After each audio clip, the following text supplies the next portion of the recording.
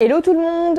Aujourd'hui nous allons parler d'astrologie car je suis passionnée depuis toute petite d'astrologie et récemment j'ai découvert le thème astral, donc je voulais partager ça avec vous. Alors déjà dans une première vidéo et dans un premier temps on va parler que du classique, donc c'est-à-dire donc les maisons, les planètes et les signes pour commencer, et on fera une prochaine vidéo, je vous ferai une deuxième vidéo pour vous parler du thème astral, pour ceux qui ne connaissent pas ou ceux qui connaissent mais voilà, ils n'ont pas toutes les bases de l'astrologie, au moins vous comprendrez un petit peu plus comment ça fonctionne. On va commencer donc avec les 4 éléments. Donc dans les signes astrologiques, on a 4 éléments. Donc on a l'élément de la Terre. Donc l'élément de la Terre, ce sont des personnes plus réalistes. Donc on a le Taureau, la Vierge et le Capricorne. L'élément du Feu, ce sont plus des personnes impulsives. Donc ce sont Bélier, Lion et Sagittaire. Ensuite, l'élément de l'eau, ce sont des personnes plus sensibles. Donc, on a le Cancer, le Scorpion et le Poisson. Ensuite, l'élément de l'air, c'est plus des gens cérébrales. Donc, on a Gémeaux, Balance et Verseau. Donc, voilà pour ces 4 éléments. Ensuite, nous avons 10 planètes avec chaque signe. Dans une planète, il y a 2 planètes qui ont 2 signes. On va aller voir ça de suite. Soleil, donc c'est une planète de volonté, de créativité, d'individualiste, de pouvoir. Donc c'est gouverné par le lion, car le lion est très créatif, et aussi c'est le roi de la jungle, donc c'est pour ça le pouvoir.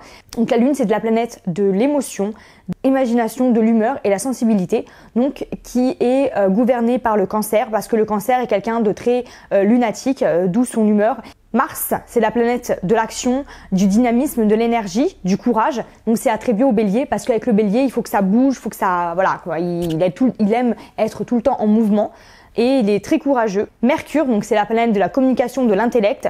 Donc c'est gouverné par le Vierge et le Gémeaux, car tous les deux ils sont très intellects. Vénus, c'est la planète de l'amour, de l'affectivité, de l'harmonie, du plaisir, des sentiments, de l'argent et des opportunités.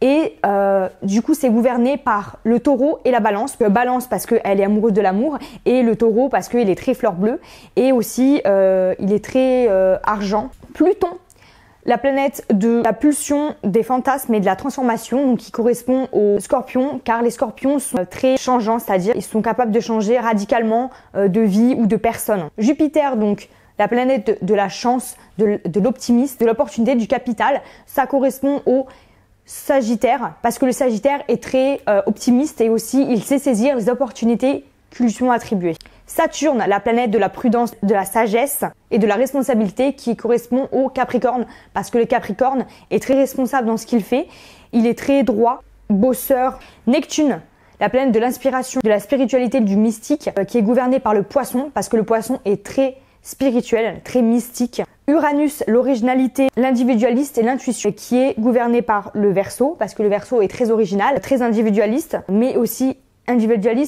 humaniste. Ensuite, nous allons passer du coup aux maisons. On a 12 maisons, donc chacun leur maison. Maison 1, je suis, donc c'est l'ascendant, l'ego, la personnalité, l'apparence physique, donc c'est le Bélier, car le Bélier c'est beaucoup moi, je suis présent, je suis là, il a une sacrée personnalité. Maison 2, j'ai la possession, l'argent, le bien matériel, donc ce sont le Taureau, parce que voilà, il est très matérialiste, très possession, j'ai ça, c'est à moi, etc. Il y prend soin, et aussi même vis-à-vis des personnes. Je pense, communication, réflexion, études, frères et sœurs, ce sont donc le Gémeaux, parce que les Gémeaux, donc, comme on l'a vu dans sa planète, très communicatif, beaucoup dans la réflexion, parce que c'est un cérébral, donc comme son élément l'air. Les études, parce qu'il est curieux de beaucoup de choses, il aime apprendre.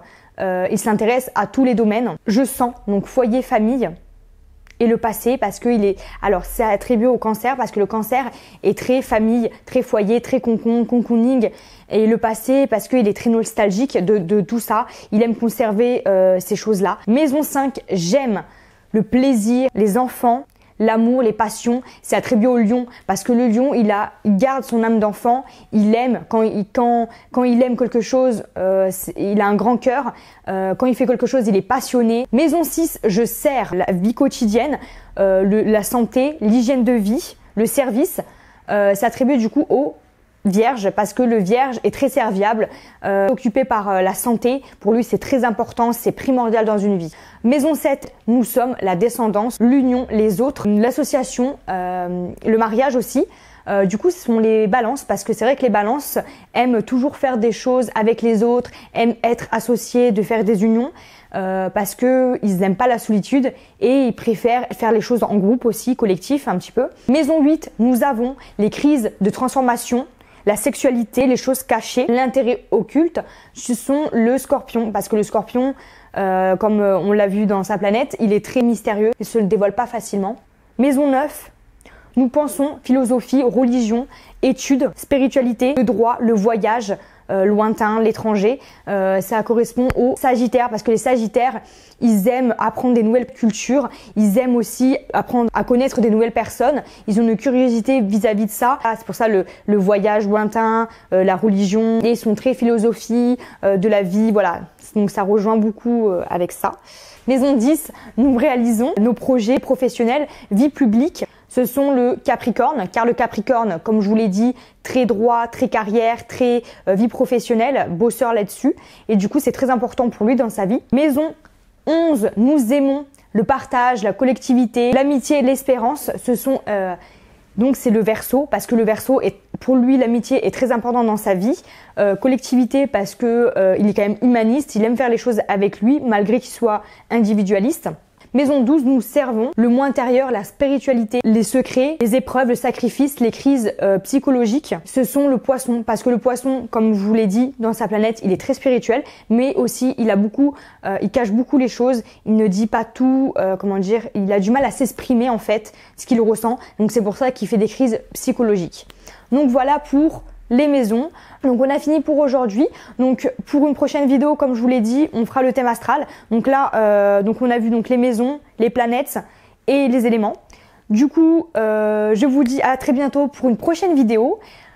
Si vous n'êtes pas abonné à ma chaîne, abonnez-vous. À très bientôt pour une prochaine vidéo.